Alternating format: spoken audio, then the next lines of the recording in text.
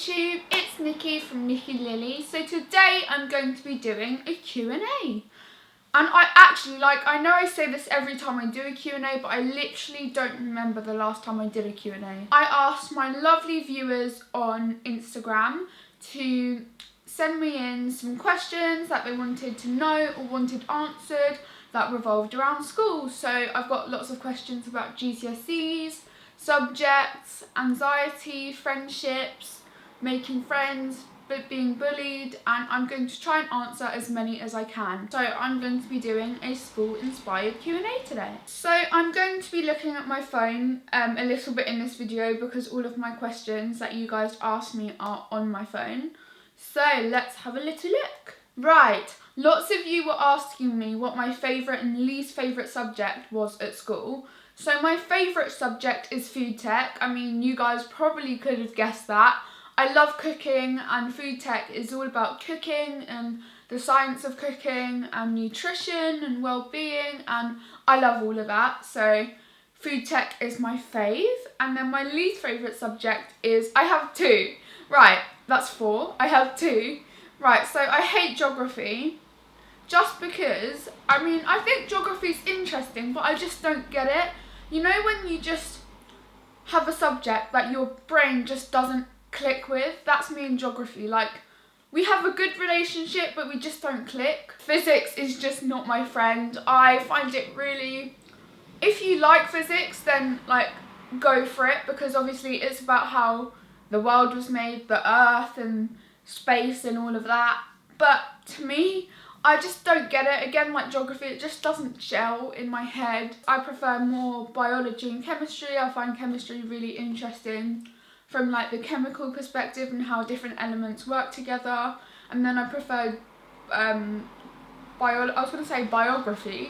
And then I prefer biology because you learn about the human body and plant DNA and human DNA and all of that. So I prefer biology the most out of all of the sciences. There's not one thing that I don't like about it in specific, but I just don't like physics, and me and physics will never be friends. Right, the second question that a lot of you guys were asking me was, have I picked my GCSEs? And if I have, what GCSEs have I chosen? So I have picked my GCSEs as I am going into year 10, which is grade 9, and a lot of you guys are wondering that as well, what year I was going into. I'm going into year 10, which is when you start doing your GCSEs and start your GCSE lessons. So the subjects that I am taking and have chosen for GCSEs are food tech and nutrition, OVS, business studies, because I think it's really interesting to see how businesses work, and my sister Tasha also did business studies for GCSE and A-level, and she really enjoyed it, so I thought I would enjoy it as well. And I'm also taking history because I really enjoy history and love learning about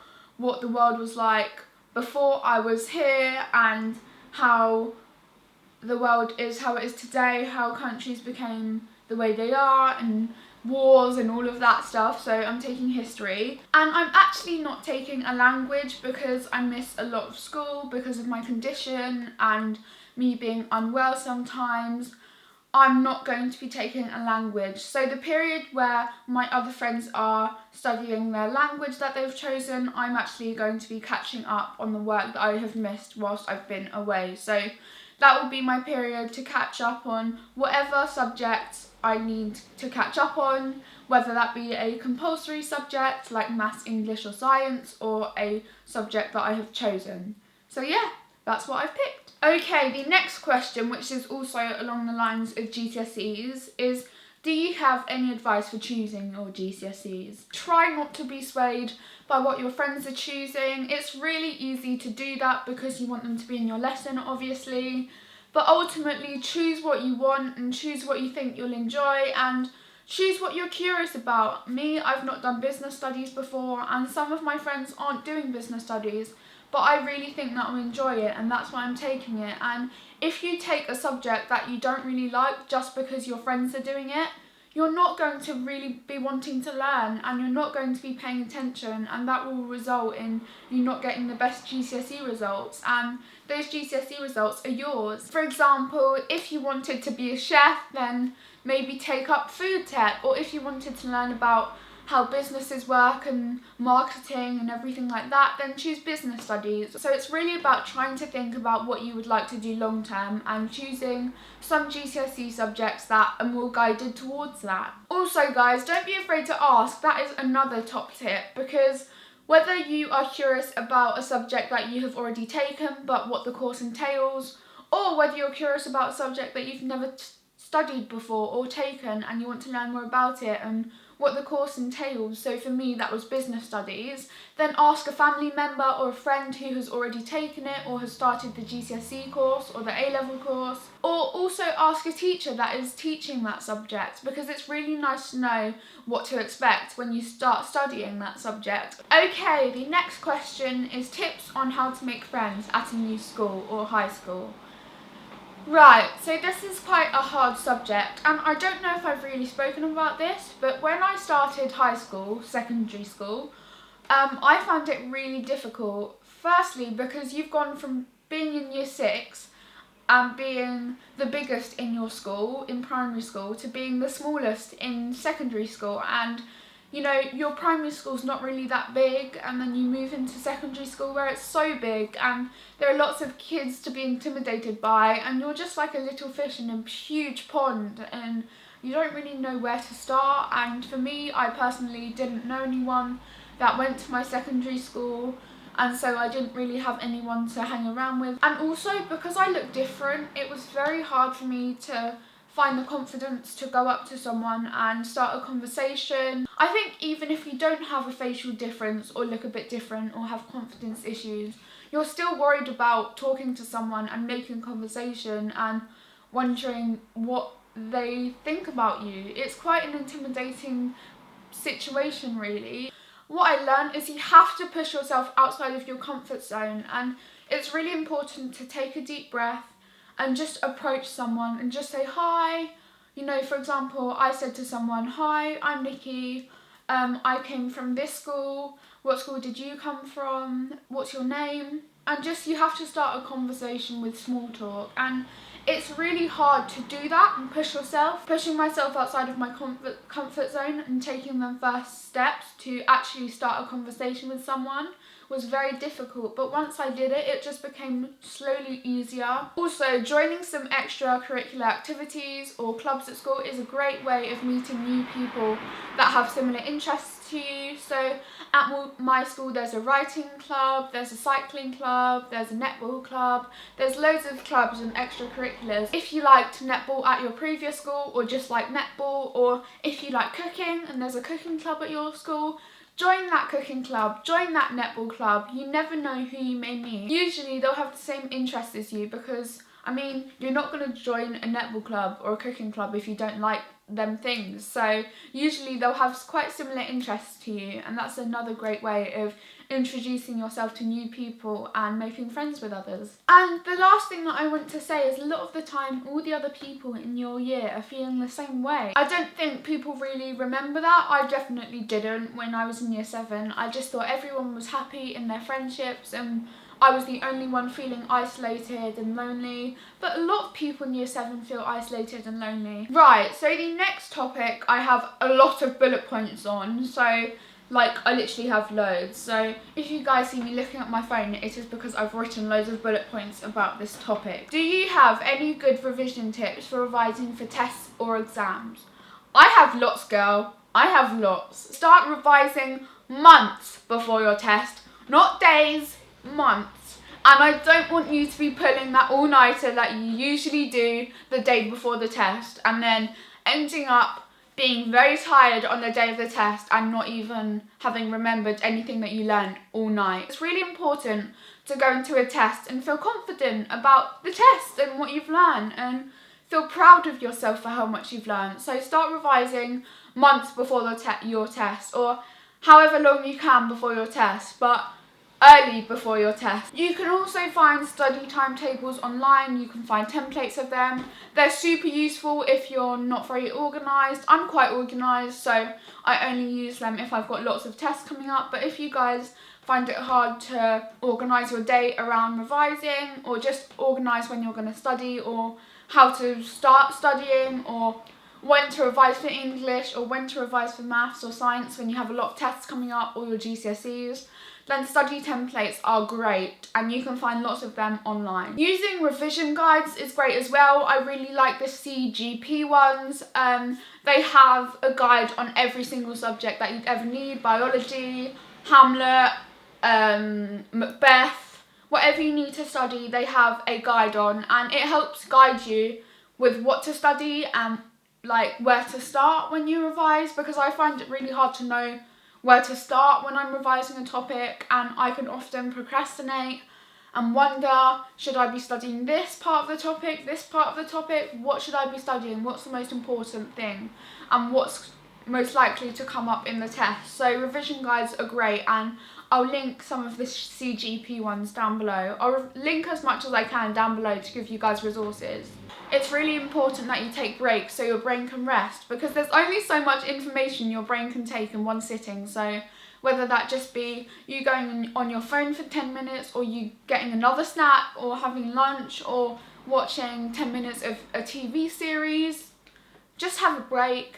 Take some time to yourself and then go back to studying. Practice papers are great, especially on the weeks quite near to when your test is, and they help prep you for working under test conditions. You get to see what type of questions to expect. If you ever go wrong in your past papers, it's really great because you can look back at your tests and look at the mark scheme and think to yourself, right, I went wrong here, now I know why I went wrong, so if I get a question like that in the test coming up, I know how to go about it now. So past papers are key and amazing. So the last exam-based question is, how do you deal with exam stress?